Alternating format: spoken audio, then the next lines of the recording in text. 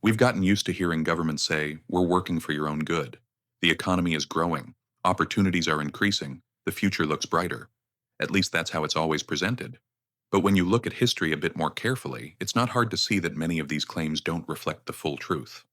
In reality, there are methods that have been used for centuries, and most of them are designed to take money from ordinary people and move power upward. The names may change, but the logic stays the same. Take inflation, for example. Today we see it as something normal, but its roots go all the way back to Rome.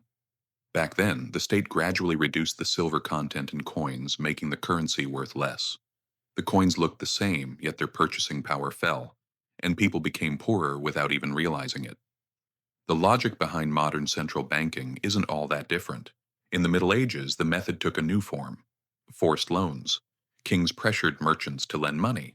Those who refused risked losing their property or even their safety. Sometimes the loans were repaid, sometimes they weren't. But this practice was always wrapped in noble language like helping the crown. Then we reach the 17th century and the founding of the Bank of England. The government borrowed money, wealthy investors bought bonds, and the interest was paid. With taxes collected from ordinary people, those with money earned more, those without carried the load. It's a system that still exists today.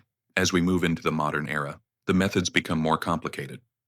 Governments take on massive debts and say it's for the people, but a large portion of the money goes to big corporations, defense budgets, or bailout programs during crises. And when the bill comes due, it's paid through higher taxes, cuts to social services, and inflation. The 2008 crisis is the perfect example. Banks took huge risks and nearly collapsed.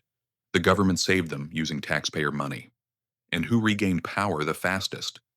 The same banks. All of it justified with, we had to protect the system. The pension system works in a similar way. People pay in for decades trusting the government to safeguard their savings. Instead, the money is spent elsewhere, leaving behind nothing but a promise. We'll pay you later. When the population ages and the system becomes strained, benefits are reduced under the name of reform. The common thread behind all of this is how these actions are presented to the public. The truth hides behind nice-sounding labels.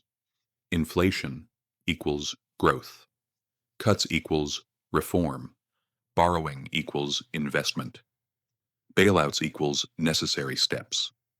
In recent years, the methods have become even more sophisticated.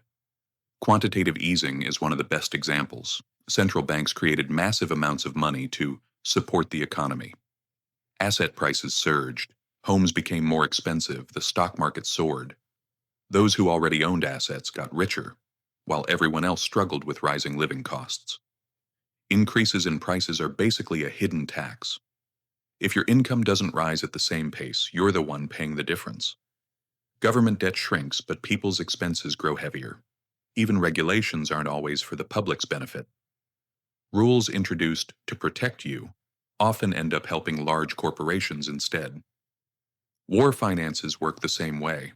Governments borrow to fund wars, the war ends, but its cost is paid by the public for decades through taxes.